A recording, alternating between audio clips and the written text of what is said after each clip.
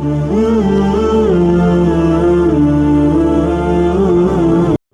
Number 123 سے تفسیر۔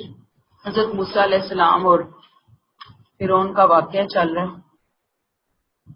قال فرعون آمنتم بہ، فرعون نے کہا، کس سے کہا تھا فرعون نے؟ جادوگروں سے۔ جادوگروں کی بات ہوئی نا، انہوں نے کہا تھا، فوراً اپنا ایمان کا اظہار کر دیا تھا، ڈکلیئر کیا تھا اپنے ایمان کو اس سارے معجزے کو دیکھ کر۔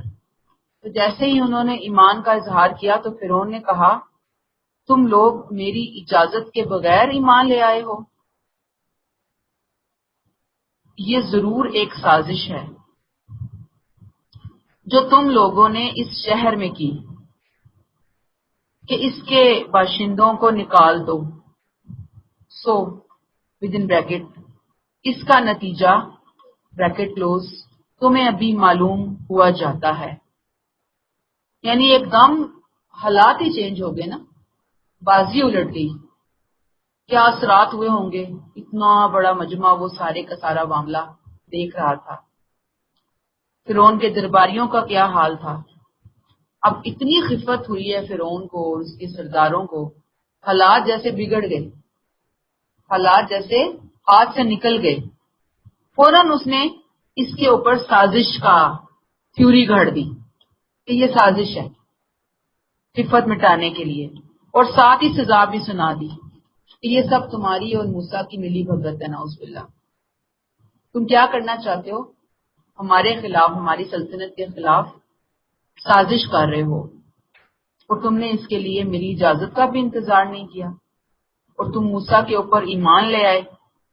اب میں تمہیں وہی سزا دوں گا جو سلطنت کے باغیوں کی سزا ہے۔ فرعون کا یہ جو قول ہے نا، آمنتم بہ قبل ان آذن لکم، تم لوگ میری اجازت کے بغیر ایمان لے آئے ہو، گویا وہ بادشاہ جو خود کو رب الاعلیٰ بنا کے بیٹھا ہوا ہے، وہاں پر وہاں پہ جو ہے نا مذہبی آزادی جو ہے نا، جزاک اللہ، مذہبی آزادی جو ہے اس کی تو اجازت ہرگز نہیں تھی، یعنی کہ اس کی مذہبی آزادی کی اجازت تو فرعون دے ہی نہیں سکتا تھا۔ اور اگر کسی نے ایسی کوئی بات کی، یعنی کہ جیسے کہ فرعون کے سامنے اس کے جادوگروں نے کی، تو اس نے ان کو فوراً کیا قرار دے دیا؟ باغی قرار دے کر اس نے کہا، دیکھو اب میں تمہارا حال کیا کرتا ہوں۔ سوچئے کہ یہ فرعون جو ہے یہ کبھی قوم سے تھا۔ جیسے ہی موسیٰ علیہ السلام، ہارون علیہ السلام تشریف لائے تو لگتا ایسے ہے کہ جیسے کوئی چھٹی حص ان کی الارم بجانا شروع ہو گئی، کیونکہ آپ دیکھیں کہ بار بار ایک ہی جملہ نکل رہا ہے ان کے سرداروں کی زبان سے، ان کی زبان سے، اور وہ جملہ کیا ہے کہ یہ ہمیں یہاں سے نکالنا چاہتے ہیں، یہ یہاں کے باشندوں کو نکالنا چاہتے ہیں، یہ اس زمین کے اوپر قبضہ کرنا چاہتے ہیں۔ گویا ان کی چھٹی حص یہ بتا رہی تھی کہ یہ جو زمین ہے نا جس پہ تم ہزاروں سال سے حکمرانی کر رہے تھے، اب یہ تمہارے ہاتھ میں نہیں رہے گی، اب تمہیں یہ زمین چھوڑنی ہے، اب تم یہاں چند دن کے مہمان ہو۔ گویا اندر سے ایک الارم بجنا شروع ہو گیا تھا، کبھی بار بار یہ جملہ ان کی زبان سے نکل رہا تھا۔ کہتے ہیں کہ یہ تمہارا مکر ہے اس شہر میں، تاکہ لتخرجوا منہا اہلہا، اس کے باشندوں کو نکال باہر کرو۔ ایک تو اس جملے نے ان کے موقف کو ایک طرح سے دوبارہ سے اسٹیبلش کیا کہ جو لوگ ایک دم خائف ہو رہے تھے فرعون کے مذہب سے اور وہ موسیٰ علیہ السلام کی طرف مائل ہو رہے تھے، تو وہ دوبارہ سے یعنی کہ آگے۔ اور دوسرا یہ کہ ایک طرح سے جیسے کہ کوئی چھٹی حص تھی جو ان کو سمجھا رہی تھی، بتا رہی تھی۔ اب اس نے سزا کا کیا اعلان کیا؟ آیت نمبر 124، لَأُقَطِّعَنَّ أَيْدِيَكُمْ، میں تمہارے ہاتھ بے ترتیب کاٹوں گا، پھر تم سب کو سولی پر چڑھا دوں گا۔ سازش کا الزام رکھا باغی قرار دیا ان کو، بغاوت کا الزام دھرا۔ اب باغیوں کی جو سزا تھی اس دور میں، وہی سزا اس نے ان کے اوپر نافذ کرنے کا اعلان کیا۔ ہاتھ اور پاؤں کاٹوں گا لیکن مخالف سم سے، دایاں ہاتھ سپوز اور بایاں پاؤں، ایک طرف سے کاٹے تو انسان پھر بچ نہیں سکتا، مر جاتا ہے، تو اس نے ایسے کہا۔ اب چونکہ وہ اذیت ناک موت زندگی دینا چاہتا تھا، وہ یہ چاہتا تھا کہ یہ لوگ سسک سسک کر تڑپ تڑپ کر لوگوں کے سامنے زندگی گزاریں، نمونہ عبرت میں بنا دوں، اور پھر اس کے بعد کہیں جا کر میں انہیں موت کی سزا دوں۔ ابھی تو میں نمونہ عبرت بنانا چاہتا ہوں اس بات پہ کہ انہوں نے میری اجازت کے بغیر اتنا بڑا قدم کیوں اٹھایا۔ آیت 125، قالوا انا الی ربنا لمنقلبون۔ جادوگروں کا جواب دیکھیں، انہوں نے جواب دیا، ہم اپنے پروردگار ہی کی طرف لوٹیں گے۔ سوچے نا، کتنی زبردست بات جادوگروں کی زندگی کا انقلاب، کہ ابھی سے کچھ لمحے پہلے بارگیننگ کر رہے تھے اسے کہہ رہے تھے بتاؤ کیا انعام دو گے، کیا ملے گا، لالچ کیسی تھی۔ اور ایمان جب نصیب ہوا ہے، توفیق کے دروازے کھلے ہیں، تو کس قدر زبردست معرفت پائی کہ اب اتنا بڑا نقصان ہونے جا رہا ہے، دھمکی مل گئی ہے، کوئی گھبراہٹ نہیں ہے، کوئی خوف نہیں ہے، لبیک کہتے ہوئے کہہ رہے ہیں انا الی ربنا منقلبون، ہم نے لوٹ کر تو اپنے پروردگار کی طرف ہی جانا ہے۔ سوچیں کہ زیادہ سے زیادہ کوئی کسی کا اگر کوئی نقصان کرے بھی تو کیا کر سکتا ہے؟ اس کی جان نہیں، ہاتھ پاؤں تو کاٹے گا، جان لے سکتا ہے نا زیادہ سے زیادہ، بڑے سے بڑا نقصان۔ تو آپ دیکھیے کہ جان تو جانی ہی ہے، جب وہ دن آ گیا تو جانا تو ہے ہی، سب نے رب کی طرف جانا ہے۔ کتنا زبردست ایمان ان کو نصیب ہوا کہ اس دھمکی سے بھی نہیں گھبرائے اور فوراً اعلان کر دیا کہ ہاں ہمیں اپنے رب کی طرف ہی لوٹ کر جانا، تم جو دھمکیاں دے رہے ہو دیتے رہو، ہم نے وہ سب دنیا میں یہیں پہ رہنا ہے ہمیشہ۔ اب آپ دیکھ لیجئے اس میں جو سیکھنے والی بات ہے نا، وہ بہت زبردست ہے کہ جادوگروں نے نہ کوئی دین کی تعلیم حاصل کی تھی، نہ کوئی شریعت کا علم حاصل کیا تھا، نہ انہوں نے بہت کوئی کتابیں پڑھی تھی، نہ ہی وہ کسی نیک لوگوں کی محفلوں میں اٹھتے بیٹھتے تھے۔ گویا ایک سمجھے بجلی کا کنڈا ان کے سامنے آیا ہے، وہ معجزہ سامنے آیا ہے، اور ان کی عقل، ان کی فکر، ان کے سوچ کے تاروں کو ہلا گیا ہے، اور ایسے ہلا گیا ہے کہ ایسی معرفت آ گئی، ایسی طاقت، ایسی روشنی ہدایت کی مل گئی کہ بس اب جان دینے کے اوپر بھی تیار بیٹھے ہیں۔ ایمان کی حالت، کیسا ایمان مل گیا ان کو، یعنی قابل رشک ایمان نصیب ہو گیا جادوگروں کو۔ اور ہمیں تو اللہ معاف کرے، پیدائشی مسلمان ہو کر بھی ساری زندگی لٹکے رہتے ہیں، ڈاما ڈول، ادھر نہ ادھر، کوئی فیصلہ کرنے کا موقع بھی آئے تو نہیں کر پاتے۔ ذرا کوئی مصیبت، آفت، تکلیف آ جائے زندگی میں تو وہ رونے، وہ واویلے، وہ شکوے شکایتیں کہ اللہ کی پناہ۔ انسان سوچتا ہے تو پریشان ہو جاتا ہے کہ یہ رب کی معرفت ہے ہمارے دلوں کے اندر، یہ رب کی پہچان ہوئی ہمارے دلوں کے اندر۔ سوچئے کتنا خوبصورت ایمان تھا۔ اللہ ہمیں اس ایمان کی ہلکی سی رمق بھی عطا فرما دے تو شاید ہماری زندگیاں بدل جائیں۔ اللہ ہمیں ایمان اور یقین عطا فرما دے۔ آیت 126، وما تنقموا منا، تم ہم سے صرف اس لیے انتقام لینا چاہتے ہو کہ جب ہمارے رب کی نشانیاں ہمارے پاس آ گئی تو ہم ان پر ایمان لے آئے۔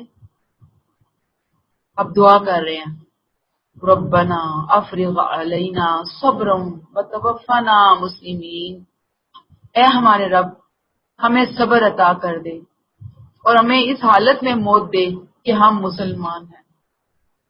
سچا ایمان کس طرح انسان کو فرش سے عرش پہ پہنچا دیتا ہے، یہ اس کی علامت ہے۔ ایسے ایمان کی روشنی داخل ہوئی ہے کہ لگتا ہے کہ اندر سے باہر تک سراپے نور بن گئے ہیں، سراپے روشنی بن گئے ہیں۔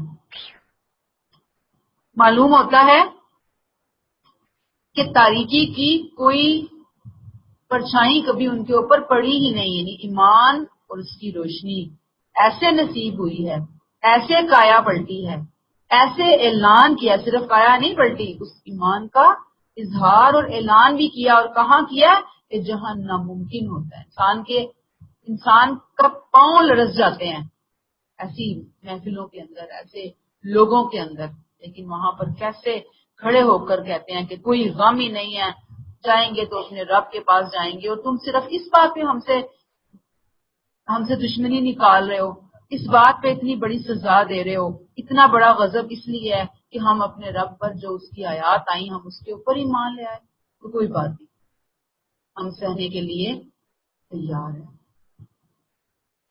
تو کر سکتا ہے کر دے۔ ہم ہر طرح کی سزا کو ویلکم کرتے ہیں، ہر طرح کی آزمائش کو ویلکم کرتے ہیں۔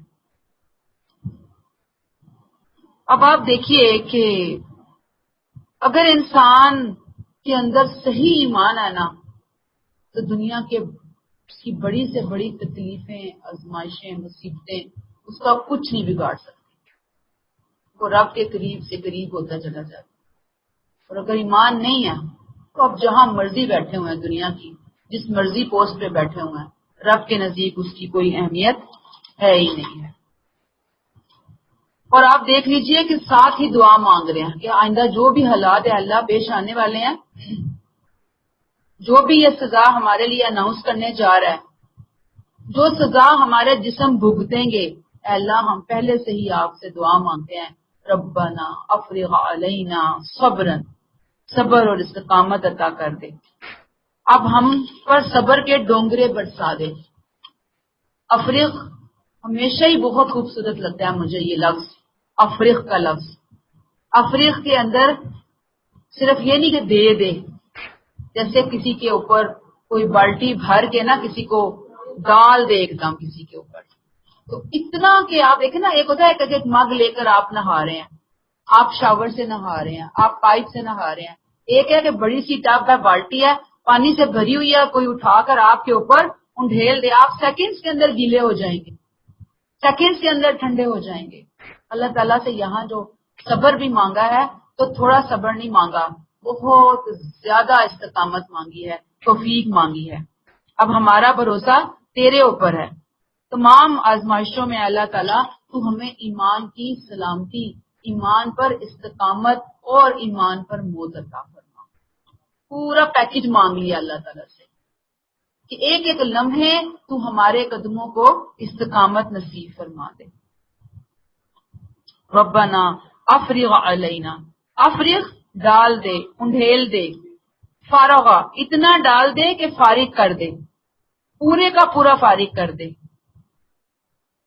اللہ تعالیٰ دنیا کے اندر امتحانات تو ہر انسان کے ہوتے ہیں، ہر انداز کے ہوتے ہیں، اللہ تعالیٰ سے بس یہ دعا کیجیے کہ اللہ تعالیٰ ہمیں ان امتحانات میں بھی ثابت قدمی عطا فرمائے، اور ہم بھی اپنے لیے مانگے ربنا افرغ علینا صبرا وتوفنا مسلمین، ہم فوت ہوں تو ہمارا نام کن لوگوں کے ساتھ آئے؟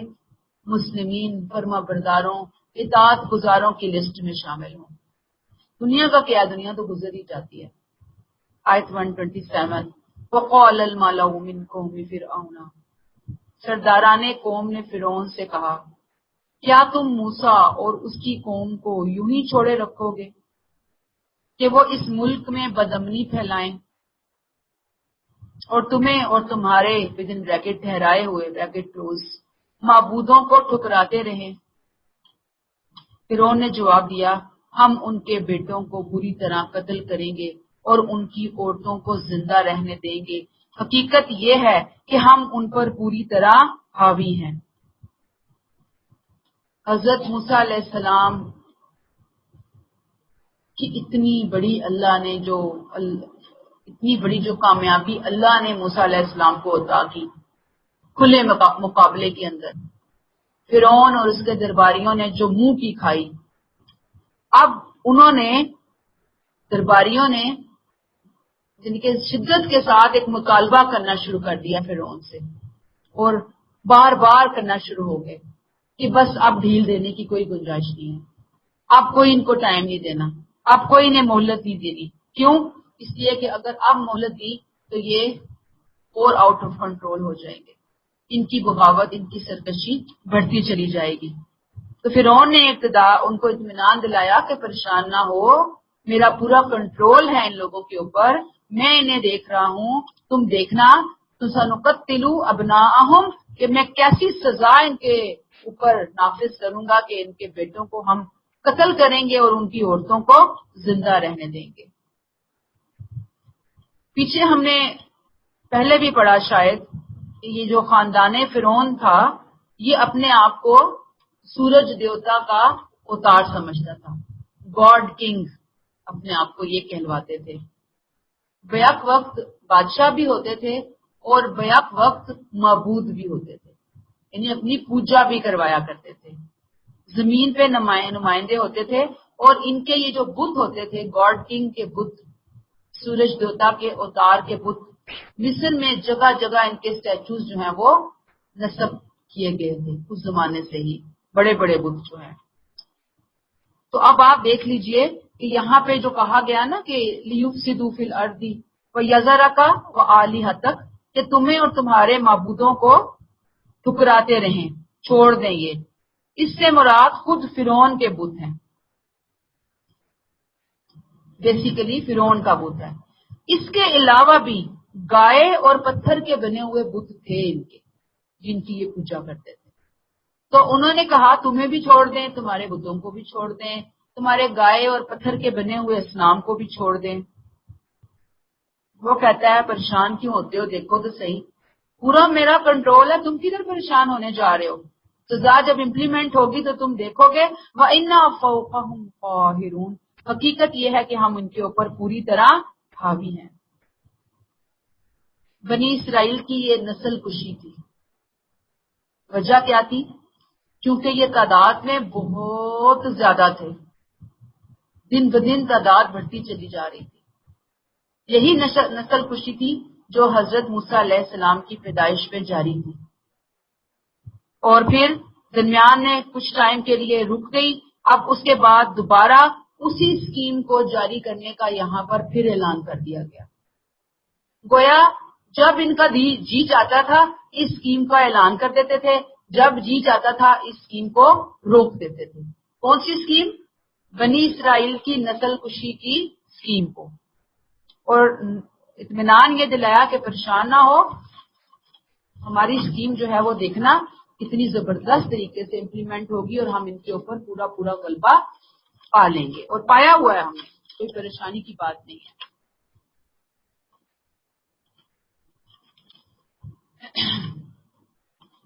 آیت نمبر 128، قَالَ مُوسَىٰ لِقَوْمِهِ اسْتَعِینُوا بِاللَّهِ وَاصْبِرُوا، موسیٰ نے اپنی قوم سے کیا کہا؟ اللہ سے مدد مانگو اور ثابت قدم رہو، زمین اللہ کی ہے، اپنے بندوں میں سے جس کو چاہتا ہے اپنے قانون کے مطابق اس کا وارث بنا دیتا ہے، آخر میں کامیابی انہی کی ہے جو اس سے ڈرنے والے ہوں۔ اب موسیٰ علیہ السلام کیا کہہ رہے ہیں قوم سے؟ کیا کرو؟ استعینوا باللہ واصبروا۔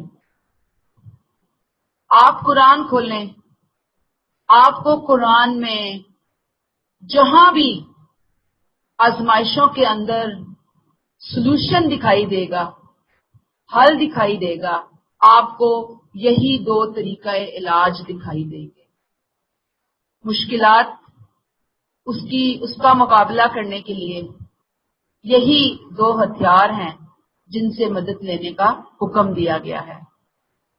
اب فرعون، اس کے درباری، اس کے سردار شکست سے گھبرا گئے، ناک کٹ گئی، عزت مٹی میں رول گئی۔ اب فوراً پانسا پلٹ دیا، فوراً انہوں نے بنی اسرائیل کو دبانے اور بنی اسرائیل کی نسل کشی کرنے کا اعلان کر دیا۔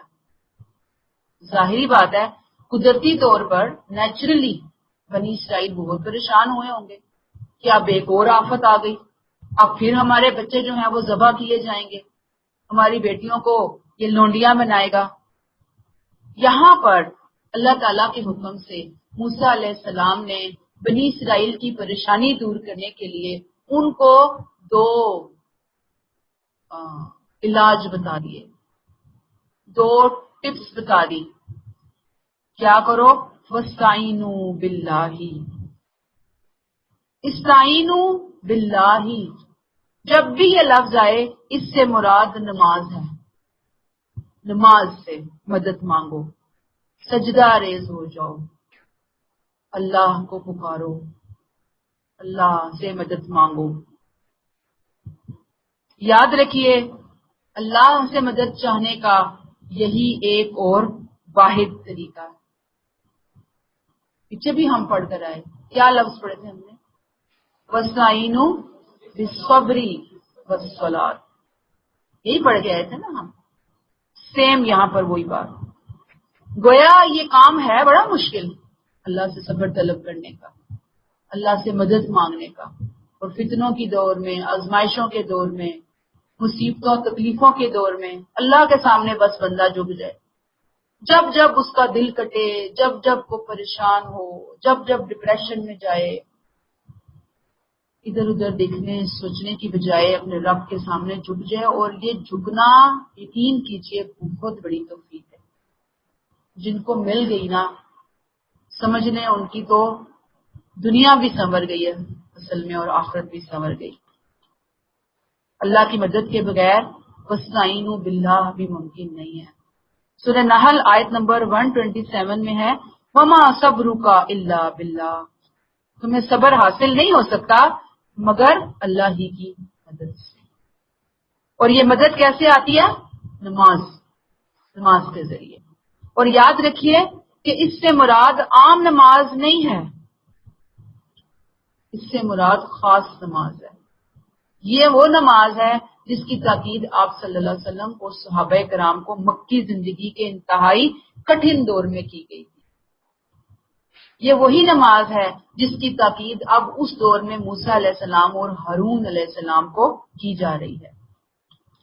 وَاسْتَعِینُوا بِاللَّهِ، اللہ کی مدد مانگو، گویا نفل پڑھو اللہ سے مدد کے لیے، اللہ سے استقامت مانگنے کے لیے۔ اور کیا کرو؟ وَاصْبِرُوا، یہاں پہ صبر کیا ہے؟ کسی غلط ریئیکشن رد عمل کا اظہار نہیں کرنا، ٹھنڈے دل سے اس وقت کا انتظار کرنا ہے جب تک کہ اللہ حالات نہ بدلے۔ دیکھیں اللہ نے جو حالات بدلنے ہوتے ہیں وہ میرے اور آپ کے کہنے سے نہیں بدلنے ہوتے، یہ اللہ کی اپنی اسکیم ہوتی ہے کہ حالات کب بدلے جائیں گے۔ اس وقت تک انسان وَاسْتَعِینُوا بِاللَّهِ اور وَاصْبِرُوا کرتا رہے، یہی بہترین حل ہے، یہی بہترین علاج ہے۔ گویا یہاں پہ بتا دیا گیا کہ فرعون کی دھمکیوں اور ڈراووں سے ڈرنے کی بجائے کیا کرو؟ یہ دو کام کرو۔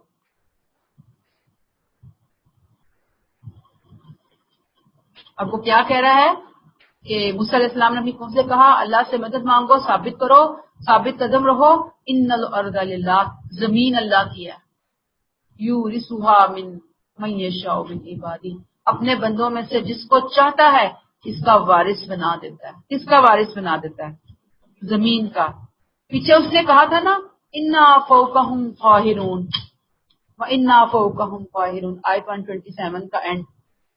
فرعون نے کہا تھا نا کہ ہم ان پر پوری طرح حاوی ہیں، اللہ نے اس کے اپوزٹ یہ تسلی کے الفاظ کہے ان الارض للہ یورثھا من یشاء من عبادہ، کہ زمین کا اصل مالک اللہ ہے، وارث وہ بناتا ہے اپنے بندوں میں سے زمین کا۔ یہ جو منہ سے کہہ رہے نا ہم ہیں ہم کر لیں گے، ہمارے پاس بڑا اقتدار ہے، پھر ہسٹری بعد کے آنے والے واقعات نے بتا دیا کہ اصل وارث کون تھا۔ کس کو ملا اقتدار وہاں کا، کس کو نکالا گیا، کس سے چھینا گیا وہ اقتدار. تو سبب کیا ہے کہ صرف کہنے سے بولنے سے نہیں کچھ ہوتا، پریکٹیکل سٹیپس اٹھانے پڑتے ہیں.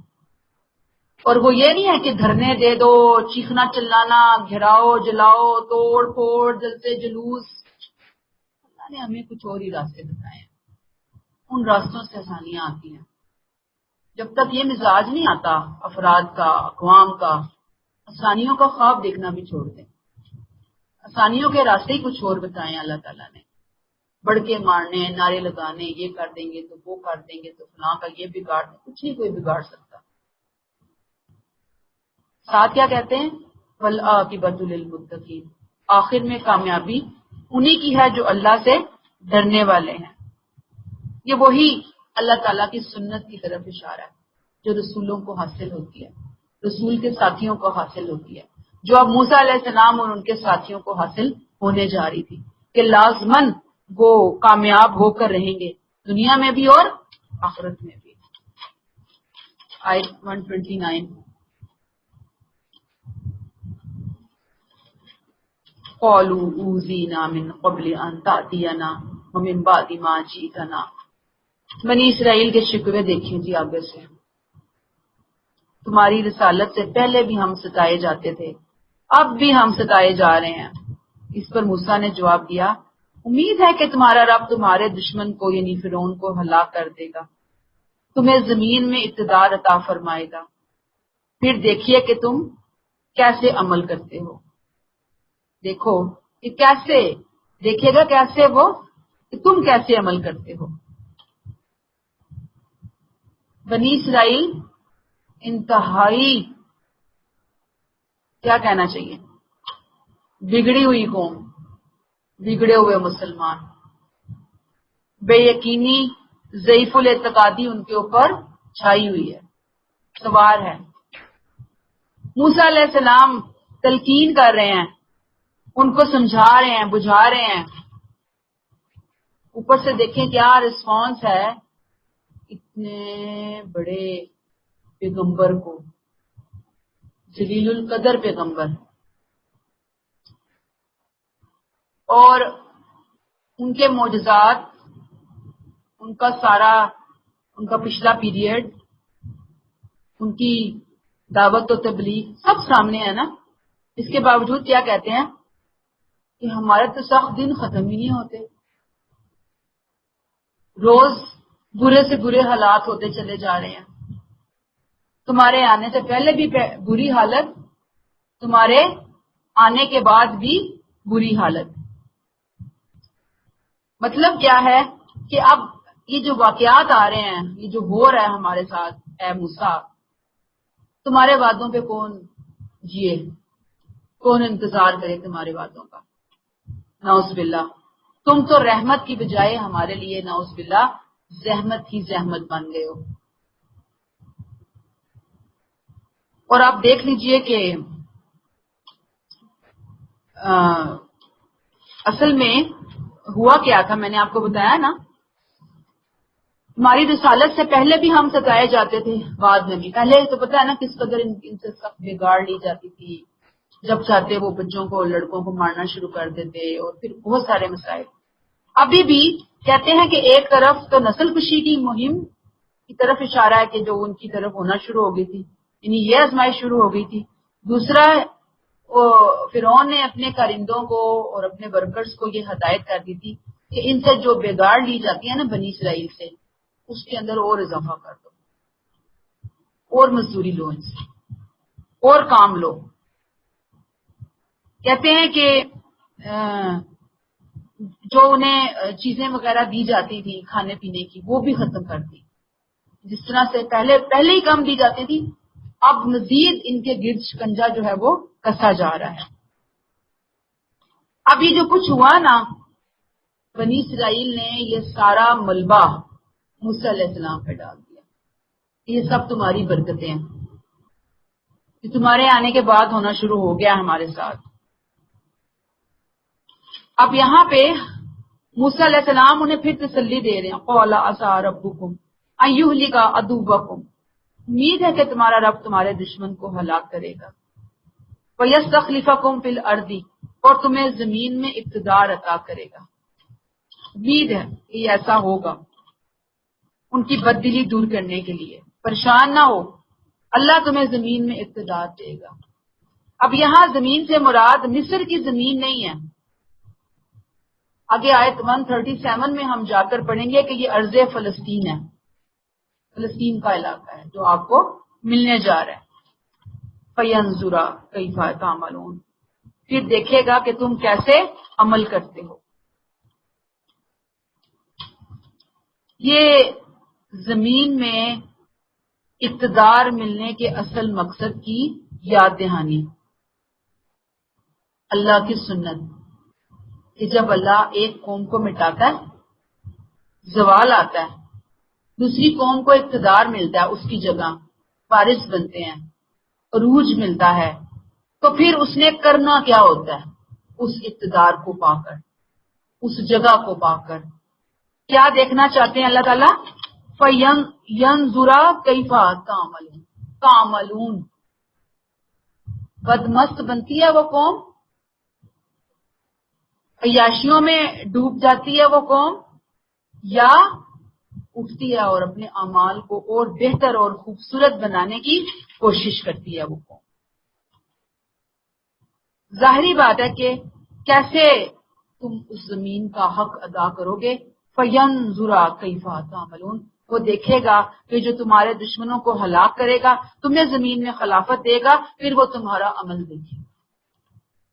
گویا عمل بڑے ضروری ہیں، اور عمل کو اللہ کی رضا کے مطابق بنانا بہت ضروری ہے. آیت 130 وَلَقَدْ أَخَذْنَا آلَ فِرْعَوْنَ ادھر وہ شکنجے کا اثرا تھا. اللہ کہتے ہیں ہم نے آل فرعون کو قحط سالی، پیداوار کی کمی کے عذاب میں مبتلا کیا تاکہ وہ متنبہ ہوں. پیچھے ہم پڑھ کر آئے یہ اللہ کی سنت رسولوں کے حوالے سے کہ جب بھی رسولوں کی دعوت انذار عام کے مرحلے میں داخل ہوتی ہے، کہاں داخل ہوتی ہے؟ عام، جو خبردار کیا جا رہا ہوتا ہے، تو عموماً اس طرح کی آزمائشیں، اس طرح کی سختیاں ان کو جھنجھوڑنے اور بیدار کرنے کے لیے آسمان سے نازل کر دی جاتی ہیں. یہ سلسلہ شروع ہو جاتا ہے. وجہ کیا ہوتی ہے؟ لوگوں کے کان کھلیں، لوگوں کی آنکھیں کھلیں. کس چیز کے لیے؟ حق کو پہچاننے کے لیے، حق کو قبول کرنے کے لیے. اور یہاں پر بالکل یہی بات ہے. حضرت موسیٰ علیہ السلام نے ایک طرف اپنے معجزات کے ذریعے فرعونیوں کو جھنجھوڑا، اور دوسری طرف اللہ تعالیٰ نے قوم فرعون کو پیداوار کی کمی اور قحط سالی سے آزمایا تاکہ انہیں خوف خدا، یاد خدا حاصل ہو. کیا کہتے ہیں اللہ تعالیٰ؟ ہم نے آل فرعون کو قحط سالی اور پیداوار کی کمی کے عذاب میں مبتلا کیا. کیوں کیا؟ لعلہم یذکرون شاید ان کی آنکھیں کھل جائیں، شاید وہ بیدار ہو جائیں. عذاب کا آخری کوڑا برسنے سے پہلے وارننگ، ریڈ الرٹس جاری ہوتی ہیں، جھنجھوڑا جاتا ہے، جگایا جاتا ہے، ہلایا جاتا ہے سختی سے کہ شاید اب آنکھ کھل جائے، شاید اب توبہ کر لیں لوگ، شاید اب رجوع کر لیں. لیکن وہاں ایسا حال نہیں ہوا. آیت 131 فَإِذَا جَاءَتْهُمُ الْحَسَنَةُ مگر ان کا حال یہ تھا کہ جب ان پر اچھے دن آتے تو کہتے کہ یہ تو ہے ہمارا حق، اور جب ان پر برے دن آتے تو اس کو موسیٰ اور اس کے ساتھیوں کی نحوست قرار دیتے. سنو، ان کی نحوست تو اللہ ہی کے پاس ہے، مگر ان میں سے اکثر اس کو نہیں جانتے. یہ جو لفظ ہے نا اس آیت کے اندر، یطیرو، جب ان پہ اچھے دن آتے تو کہتے یہ تو ہمارا تھا، ہم ڈیزرو کرتے تھے. برے دن آتے تو کہتے یطیرو بموسیٰ ومن معہ، موسیٰ اور اس کے ساتھیوں کی نحوست قرار دیتے. یطیرو، یہ عربی میں یتیرو پرندے کو کہتے ہیں. عربوں کے ہاں یہ بڑا رواج رہا، فیشن تھا. جب ان لوگوں کو کوئی کام کرنا ہوتا تھا تو وہ پرندوں سے شگون لیتے تھے. کہیں درخت پہ بیٹھے ہیں پرندے تو وہ ایک دم ان کو اڑاتے، اور انہوں نے پہلے ہی ذہن میں ازیوم کیا ہوا ہوتا تھا کہ اگر پرندہ دائیں طرف گیا تو وہ کام کر لیں گے، اور اگر وہ بائیں طرف اڑ گیا تو وہ کام نہیں کریں گے. گویا یہ شگون لیتے تھے وہ ان پرندوں کی وجہ سے. تو اللہ تعالیٰ نے یہاں پر جو آزمائشیں بھیجی فرعونیوں کو، اس کے درباریوں کو جھنجھوڑنے کے لیے، انہوں نے اس کو کیا قرار دیا؟ نعوذ باللہ موسیٰ علیہ السلام کی نحوست. اور جب حالات سازگار ہوتے تو اسے اپنی خوش بختی کہتے، اپنی بلند اقبالی. اور جیسے ہی کسی آفت سے دوچار ہوتے، اللہ کی طرف سے جو آزمائش آ رہی تھی ان کو جھنجھوڑے بردار کرنے کے لیے، تو یہ کیا کرتے؟ موسیٰ علیہ السلام کی طرف اس کو منسوخ کرتے تھے. اصل میں وہ کیا کہتے تھے کہ نعوذ باللہ موسیٰ علیہ السلام توحید کی دعوت دے کر زمین میں بد اعتقادی پھیلا رہے ہیں، ہمارے دیوتا ناراض ہو گئے ہیں، اس کی وجہ سے یہ سارے عذاب آ رہے ہیں ہمارے اوپر. اللہ نے کہا الا انما طائرهم عند اللہ، سنو نحوست تو ان کی اللہ کے پاس ہے لیکن ان میں سے اکثر نہیں جانتے. نحوست تو ان کی بدعمالیوں کی وجہ سے ہو رہی ہے اور یہ اس کو ڈھونڈ رہے ہیں دوسروں کے کھاتے میں جا کر. یہ نہیں جانتے کہ یہ اللہ کا فیصلہ ہے جو ان کی اپنے بدعمالیوں کی وجہ سے ان کے خلاف صادر ہو رہا ہے. نحوست کے بارے میں دین میں کیا کانسیپٹ ہے؟ وَكُلًّا إِنسَانًا أَلْزَمْنَاهُ طَائِرَهُ فِي عُنُقِهِ، آگے جا کر پڑھیں گے ہم انشاءاللہ کہ ہر انسان کا شگون ہم نے اس کی اپنی گردن میں لٹکا رکھا ہے. ہر انسان اپنے اعمال نامے کے مطابق ڈیل کیا جا رہا ہے زیادہ تر دنیا کے اندر. اور جتنی بلائیں آتی ہیں دنیا میں زیادہ تر کچھ تو امتحان کی نوعیت کی ہوتی ہے نا، وہ اللہ اپنے پیارے بندوں پہ بھیج رہے ہوتے ہیں آزمائشیں، امتحانات. اور زیادہ تر جو بلائیں آ رہی ہوتی ہیں وہ انسان کی اپنی بدعمالیوں کی سزا ہوتی ہے. کیوں آتی ہیں؟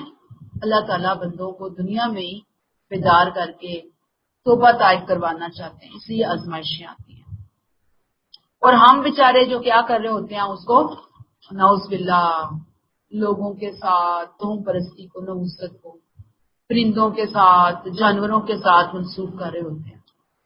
یہاں پہ اللہ تعالیٰ نے بتا دیا کہ جب کوئی اچھی دن آتے تو خود کو کریڈٹ دیتے، برا آتا تو رسول کو، وقت کے رسول کو کریڈٹ دیتے. اللہ نے کہا کہ یاد رکھو کہ نحوست تو ان کے اللہ ہی کے پاس ہے، ان کی نحوست، لیکن ان میں سے اکثر علم ہی نہیں رکھتے کہ نحوست آئی کیوں.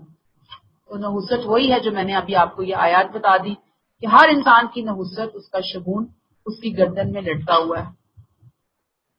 اللہ تعالیٰ معاف فرمائے. اللہ ہمیں توہم پرستی سے بچائے. اور اس میں توہم پرستی کیا ہوتی ہے کہ آپ دیکھیں کہ کالی بلی گزری ہے تو پتہ نہیں کیا ہو گیا، کالا کپڑا پہن لیا تو یہ ہو جائے گا، کوا منڈیر پہ بولا تو یہ ہو جائے گا، بلیاں گھر کے باہر رو رہی ہوں تو کوئی فتگی ہو جائے گی، چھینک آ گئی تو کسی نے یاد کیا ہے، جوتی پہ جوتی چڑھ گئی تو وہ بھی ایک سفر ہو جائے گا، اور 13 کا ہنسا بڑا منحوس ہوتا ہے. یاد رکھیے کہ یہ باتیں ان کی حقیقت تو کوئی نہیں، لیکن ایمان ضرور سلب کر لیا جاتا ہے ان باتوں سے. استغفر اللہ. آپ صلی اللہ علیہ وسلم کے زمانے میں ایک دفعہ چاند گرہن ہوا اور اسی دن آپ صلی اللہ علیہ وسلم کے صاحبزادے کی وفات ہو گئی. تو لوگوں نے کہا کہ یہ تو نحوست ہے نا، چاند گرہن کی وجہ سے ہوا، یہ بہت بڑی نشانی ہے یہ وہ. تو یہاں پہ آپ صلی اللہ علیہ وسلم نے سب کو اکٹھا کیا اور آپ نے فرمایا کہ یہ اللہ کی نشانیوں میں سے ایک نشانی ہے، اس کا کسی کی زندگی اور موت سے کوئی تعلق نہیں ہے. اللہ تعالیٰ معاف فرمائے. آج ہم بھی اس طرح کی بہت ساری باتیں کرتے ہیں کہ پتہ نہیں آج صبح صبح کس کا منہ دیکھ لیا، وہ اس کا منہ دیکھا تھا نا، بس اس کا منہ دیکھ لو تو سارا دن ہی برا گزر رہا ہوتا ہے. فلاں آج میرے گھر آ گیا تھا، آج میرے فلاں کام کو دیکھ کر فلاں ہنسا تھا، اور فلاں نے بڑا منہ بنایا تھا، اور وہ جو حاملہ ہے اس کے حوالے سے کہ جی یہ پتہ نہیں کیا ہو جائے گا اور کیسے ہو جائے گا، اللہ معاف فرمائے، یہ سب توہم پرستی ہیں۔ ہم کسی کو نحوست، بعض دفعہ دلہن بیچاری شادی ہو کے جاتی ہے تو ساس سسروں میں سے کسی کی ڈیتھ ہو گئی، اس کو پوری زندگی نہیں جینے دیا جاتا۔ اور ایسے ایسے گھرانوں کو میں جانتی ہوں کہ جہاں پہ لوگ باقاعدہ بچیاں قرآن پڑھی ہوئی، قرآن صحیح والا قرآن پڑھی ہوئی، وہاں پہ بہوؤں کو اس طرح کے تانے کہ یہ تو ہے ہی منحوس، کہ اس کے آتے ہی جو ہے نا وہ ہماری ماں جو ہے وہ چل بسی، بندہ حیران رہ جاتا ہے کہ کدھر کا قرآن، بھائی کون سا قرآن پڑھ لیا آپ لوگوں نے؟ وہ بچی پیدا، کوئی بچہ پیدا ہوا، اس کے ماں باپ بےچارے مر گئے تو یہ بچہ منحوس تھا جی، اپنے ماں باپ کو کھا گیا۔ کوئی کھاتا ہے بچہ اپنے ماں باپ کو؟ کوئی کھا سکتا ہے کسی کو؟ مطلب کوئی بات ہے کرنے والی۔ لیکن بات یہ ہے کہ ہمارے ہاں یہ ضعیف الاعتقادی قرآن سے دوری کی وجہ سے، دین سے دوری کی وجہ سے کوٹ کوٹ کوٹ کوٹ کے ہمارے اندر بھری ہوئی ہے۔ دین سے جڑنا کوئی نہیں، ہم نے باتیں اس طرح کی ہم نے واہ واہ کرنی ہے، اور زیادہ سے زیادہ یہ جو ہم انڈیا پاکستان کے اکٹھے رہنے کی وجہ سے نا یہ کچھ زیادہ ڈرامے ہمارے یہاں زیادہ ہیں۔ پائے جائیں تو آپ کو کم ملتے ہیں، وہاں ملتے ہیں جہاں پہ تعلیم بہت کم ہے، وہاں پہ ملیں گے آپ کو چیزیں، لیکن موسٹلی جو معاملات ہیں نا وہ ہمارے ملک کے اندر بڑی خراب سچویشن۔ اللہ تعالیٰ ہمیں ہدایت عطا فرمائے۔ آیت 132 وَقَالُوا مَهْمَا تَأْتِنَا بِهِ، وہ موسیٰ سے کہتے خواہ تم ہمیں مسحور کرنے کے لیے کیسی ہی نشانیاں لے آؤ، ہم تمہاری بات ماننے والے نہیں ہیں۔ ہٹ دھرمی کی انتہا، جاؤ جو مرضی کر لو، ہمیں نہیں ماننا، ہم نہیں مانیں گے۔ سوچیں جو شخص اس حد تک چلا جائے پھر اس کو کون سی نشانی فائدہ دے گی، کون سی دلیل اس کو فائدہ دے گی؟ جب ایک بندے نے تہیہ کر لیا میں نہ مانوں، پڑھ رہے ہیں جو آیت 133 فَأَرْسَلْنَا عَلَيْهِمُ الطُّوفَانَ وَالْجَرَادَ، سو ہم نے ان پر طوفان بھیجا، ٹڈیاں، جوئیں، مینڈک چھوڑے، خون برسایا، یہ سب نشانیاں تھیں بنی اسرائیل کے صحیفوں میں جن کی تفصیل کر دی گئی ہے، مگر وہ تکبر کرتے رہے۔ حقیقت یہ ہے کہ یہ مجرم لوگ تھے۔ کون تھے؟ مجرم لوگ تھے۔ اور موسیٰ علیہ السلام کی بات نہ ماننے کے نتیجے میں گاہے بگاہے مختلف آفتیں معجزات کی شکل میں، مصیبتوں کی شکل میں بنی اسرائیل کے اوپر آتی رہی۔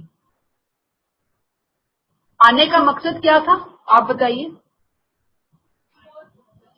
قوموں کے اندر حق کو پہچاننے کی کوئی تڑپ طلب، لگن پیدا ہو جائے، تذکر بولتے ہیں اس کو آسان لفظوں کے اندر، تذکر پیدا ہو جائے۔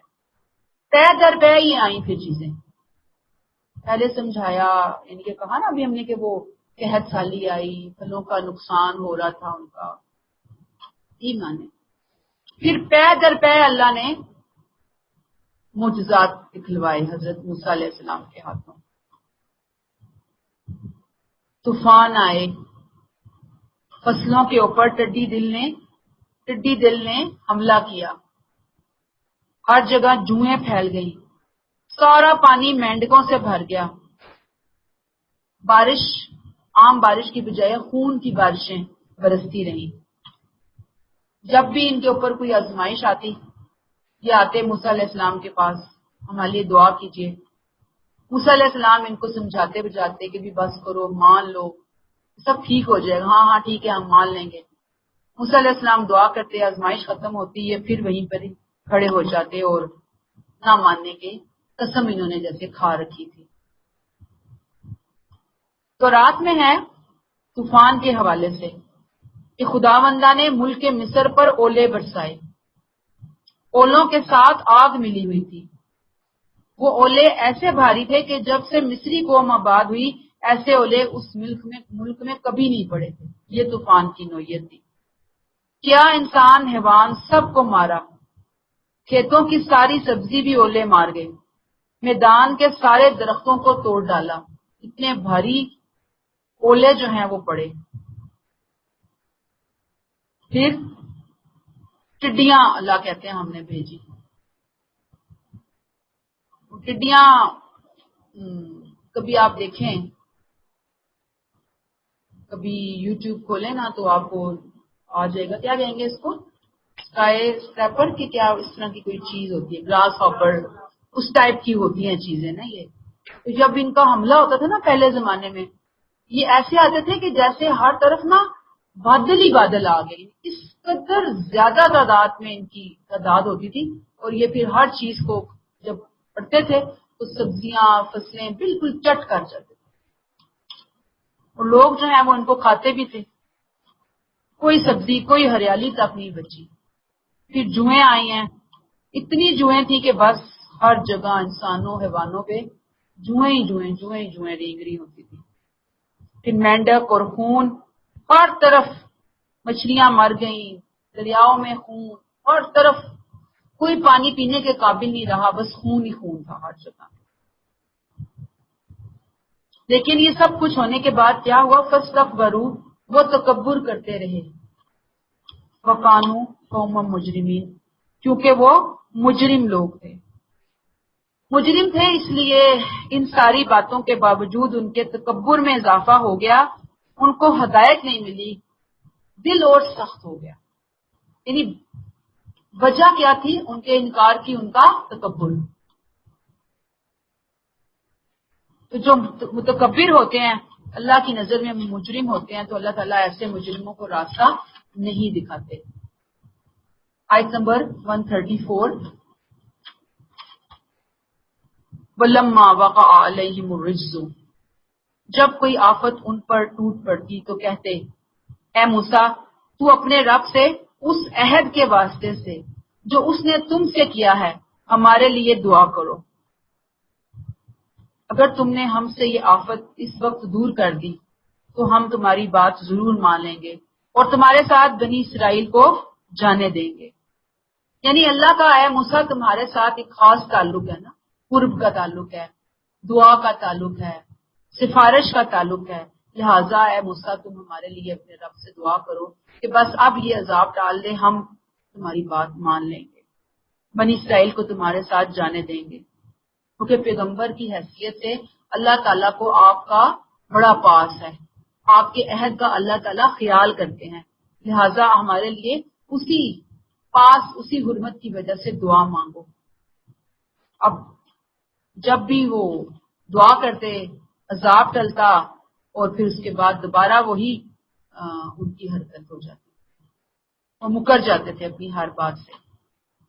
آیت نمبر 135، فَلَمَّا كَشَفْنَا عَنْهُمُ الرِّجْزَ، پھر جب کچھ مدت کے لیے جس تک انہیں پہنچنا ہی تھا وہ آفت ہم ان سے ہٹا دیتے تو اسی وقت عہد کو توڑ دیتے. یعنی وہ عہد ختم ہوتی، ان کا جھوٹ، ان کا مکر بھی کھل کر سامنے آ جاتا کہ وہ صحیح طریقے سے آپ موسیٰ علیہ السلام سے اصل میں بات ہی نہیں کرتے تھے. یہ جو لفظ ہے نا اِلیٰ أَجَلٍ هُمْ بَالِغُوهُ إِذَا هُمْ يَنكُثُونَ، ان کی بے ضمیری کی طرف اشارہ ہے کہ ان کے فریب کا پردہ زیادہ دیر تک نہیں پڑا رہ سکا. وہ جھوٹے عہد باندھتے تھے. وجہ کیا تھی کہ جتنی دیر تک اس جھوٹے عہد سے فائدہ اٹھایا جا سکتا ہے ہم فائدہ اٹھا لیں. جیسے ہی وہ ٹائم ختم، وعدہ ختم. آیت 136، فَانْتَقَمْنَا مِنْهُمْ، سو ہم نے ان سے انتقام لیا اور انہیں سمندر میں غرق کر دیا، اس لیے کہ انہوں نے ہماری نشانیوں کو جھٹلایا تھا اور ان سے بے پرواہ بنے رہے. اس انتقام سے مراد کون سا انتقام ہے؟ فَانْتَقَمْنَا مِنْهُمْ، سو ہم نے ان سے انتقام لیا. کون سا انتقام لیا؟ کس چیز کا انتقام؟ یہ جو اتنے جرائم تھے، اتمام حجت کے باوجود سننے سمجھنے دیکھنے کے لیے تیار نہیں تھے، اور اس سے بڑھ کر بِأَنَّهُمْ كَذَّبُوا بِآيَاتِنَا، ہماری آیات کو جھٹلایا تھا، وَقَانُوا عَنْهَا غَافِلِينَ، اور ان سے بے پرواہ بنے رہے. اتنی کھلی چیزیں سامنے آئیں، نشانیاں آئیں، غفلت کا مظاہرہ انہوں نے کیا اس کے ساتھ. ہوا کیا کہ فرعون نے بنی اسرائیل کو مصر سے نکلنے کی اجازت دی. جیسے ہی وہ لے کر نکلے ہیں بنی اسرائیل کو، تو پیچھے سے اس کو احساس ہو گیا کہ بھئی میں نے تو بہت بڑی غلطی کر دی، اور یہ بہت بڑے لشکر کو ساتھ لے کر نکلا ان کو روکنے کے لیے. ظاہری بات ہے کہ بنی اسرائیل بہت بڑی تعداد ہے، لاکھوں کی تعداد میں، کہا جاتا ہے کہ شاید 6 لاکھ سے بھی اوپر کی ان کی تعداد ہے. اب جب وہ موو کر رہے ہیں تو آرام آرام سے کریں گے نا. اتنی دیر میں اس نے اپنا وہاں سے اپنے ہرکارے بھیج کے تو اپنے لشکروں کو اکٹھا کر لیا، سارے سردار ادھر ادھر سے اکٹھے کر کے، اور یہ لوگ نکلے ہیں. تو اللہ تعالیٰ نے کہا فانتقمنا منہم، ہم نے بھی ان سے انتقام لیا، انہیں سمندر میں غرق کر دیا، اس لیے کہ انہوں نے ہماری نشانیوں کو جھٹلایا تھا اور ان سے بے پرواہ بنے رہے تھے. کلیئر؟ یہاں تک لفظی ترجمہ تو ہو گیا، لیکن میں آگے 1-2 آیات کا تفسیر کرواؤں گی، ٹائم ہے ہمارے پاس ابھی. آیت 137 وَأَوْرَثْنَا الْقَوْمَ الَّذِينَ كَانُوا، اور ان کو جو دبا کر رکھے گئے تھے یعنی بنی اسرائیل، ہم نے اس سرزمین کے مشرق اور مغرب کا وارث بنا دیا جس میں ہم نے برکتیں رکھی تھی، یعنی فلسطین. یہ میں نے بھی کہا تھا نا آپ کو، میں بتاؤں گی کہ 137 آیت کے اندر جا کر بنی اسرائیل پر تیرے پروردگار کا وعدہ اس طرح پورا ہوا کیونکہ وہ ثابت قدم رہے. اس کے برعکس ہم نے فرعون اور اس کی قوم کا وہ سب کچھ برباد کر دیا جو وہ اپنے شہروں میں بناتے تھے، اور جو کچھ دیہات کے باغوں اور کھیتوں میں چھتوں پر کلوز چڑھاتے تھے، یہ ہم نے کر دیا ان کے ساتھ. وَأَوْرَثْنَا الْقَوْمَ الَّذِينَ كَانُوا یستضعفون، وہ جو دبا کر رکھے گئے تھے. کن کو دبا کر رکھا گیا تھا؟ کنہوں نے دبایا ہوا تھا؟ فرعونیوں نے. ان پہ جو ظلم و ستم وہ ڈھا رہے تھے اس کی طرف اشارہ ہے. ہم نے ان کو وارث بنا دیا کس جگہ کا؟ مشارق الارض و مغاربہ التی بارکنا فیہا، سرزمین فلسطین جس کو ہم نے برکت دی تھی. بنی اسرائیل کے لیے توحید کے مرکز کی حیثیت سے اس کو منتخب کیا تھا، جیسے بنی اسرائیل کے لیے فلسطین کو منتخب کیا گیا. بنی اسماعیل کے لیے کس کو منتخب کیا گیا؟ کس جگہ کو؟ مکہ کو. مکہ کا علاقہ ان کے لیے منتخب کیا گیا اور بنی اسرائیل کے لیے فلسطین منتخب کیا گیا، جس میں اللہ نے خاص عنایت سے مادی اور روحانی برکتیں رکھی تھی. یہ جو لفظ ہے نا مشارق الارض و مغاربہا، اس سرزمین کی وسعت اطراف کو بیان کرنے کے لیے آئے ہیں. بہت وسیع زمین ہم نے ان کو وراثت میں عطا کی، مشرق سے مغرب ان کو دے دیا ہم نے اس سرزمین کا. وہ قوم جو ذلیل تھی، غلام تھی، وہ قوم جو ظالموں کے سامنے دبی ہوئی تھی، یستضعفون، دبا کر رکھی گئی تھی، ہم نے ان کو اٹھا دیا، ہم نے ان کو برکتوں والی زمین عطا کر دی. وراثت کا لفظ بتاتا ہے کہ سابق حکمرانوں کو اللہ نے وہاں سے ہٹایا اور ان کو وراثت دلائی. وَتَمَّتْ كَلِمَةُ رَبِّكَ الْحُسْنَى عَلَى بَنِي اسرائیل، تو جو وعدہ اللہ نے بنی اسرائیل کے آباء و اجداد سے کیا تھا، جس کی تجدید موسیٰ علیہ السلام سے فرمائی، وہ یہاں پر پوری ہو کر رہی. آیت 128 اور 129 میں اس وعدے کا ذکر پڑھ لیجئے دوبارہ سے جا کر پیچھے. کیا ہے؟ کیوں ہوا؟ تمت کلمۃ ربک الحسنی علی بنی اسرائیل بما صبروا. پیچھے بھی ہم نے پڑھا تھا نا کہ وستعینوا بالصبر والصلاۃ، یہ پڑھا تھا نا. اللہ تعالیٰ سے مدد چاہو نماز کے ذریعے اور صبر کے ذریعے. بما صبروا، یاد رکھیے یہ اتنی امپورٹنٹ بات ہے نا. بما صبروا یہ کوئی چھوٹی بات نہیں ہے، یہ بڑے نصیبے کی بات ہے. اسے کہتے ہیں نصیبے کی بات ہے، جس کو یہ چیز مل گئی، یہ صفت مل گئی، یہ کوالٹی مل گئی، چاہے فرد کی زندگی ہے چاہے قوم کی زندگی ہے، جس کو یہ مل گیا اس کو سب کچھ مل گیا.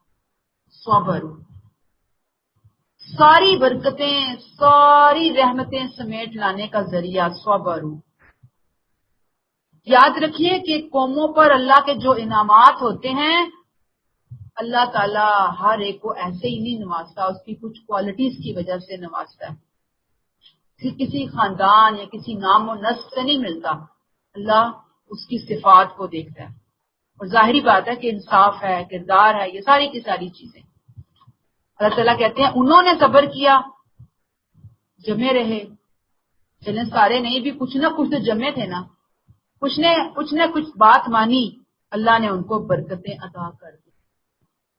آج ہمارے ہاں صبر کرنے کو دنیا کا نعوذ باللہ تھرڈ کلاس کام کہا جاتا ہے۔ تو صبر بھی کوئی چیز ہے کرنے والی؟ صبر کون کرتا ہے؟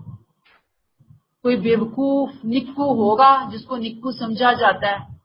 صبر کرنے والے خود بھی بیچارے سمجھتے نہیں ہیں کہ ہم جو صبر ہے یہ ہے کیا، جو ہمارے حصے میں آزمائش آئی صبر کی، یہ ہے کیا اصل میں؟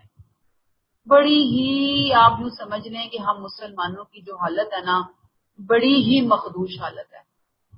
یہاں ہم بنی اسرائیل کی صورتحال پڑھ رہے ہیں کہ کس جگہ سے ان کو اللہ نے نکالا اور کہاں پہ اللہ نے ان کو پہنچایا، کہاں کی برکتیں اللہ نے ان کو عطا کی۔ بما صبر، صبر کا نقصان کوئی نہیں ہے، صبر کے فائدے ہی فائدے ہیں، لیکن کوئی صبر کرے تو صحیح نا۔ اور پھر کیا ہوا؟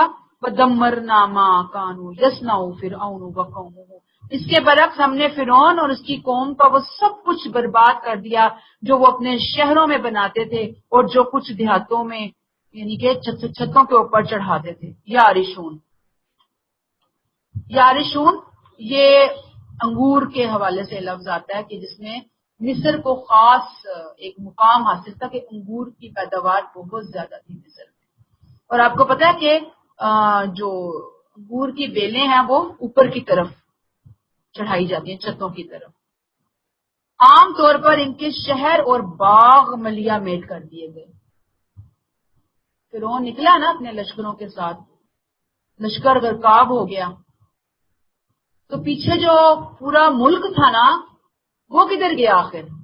وہ اللہ نے تباہ و برباد کر دیا۔ کہتے ہیں وَدَمَّرْنَا مَا كَانَ يَصْنَعُ فِرْعَوْنُ وَقَوْمُهُ، ہم نے فرعون اور اس کی قوم کا وہ سب کچھ برباد کر دیا جو وہ وَمَا كَانُوا يَعْرِشُونَ، جو وہ اپنے شہروں میں بناتے تھے اور جو کچھ ودن ریکٹ دیہات کے باغوں اور کھیتوں میں چھتوں پر چڑھاتے تھے۔ کہتے ہیں کہ پہلے اولے اور ٹڈیاں آ چکے تھے نا، تو باغ تو پہلے ہی اجڑ چکے تھے۔ معلوم ہوتا ہے کہ کوئی زلزلہ آیا تھا جس سے باقی ماندہ جو ان کے محلات اور ان کے جو شہر تھے، جو ان کی عمارتیں تھیں، وہ منہدم ہو گئی تھی ساری، بچا کچھ بھی نہیں تھا کسی کے لیے کہ وہاں پر جا کے کوئی رہ بس سکے۔ ٹھیک ہے، تو یہاں پہ ہم اس کو روک لیتے ہیں۔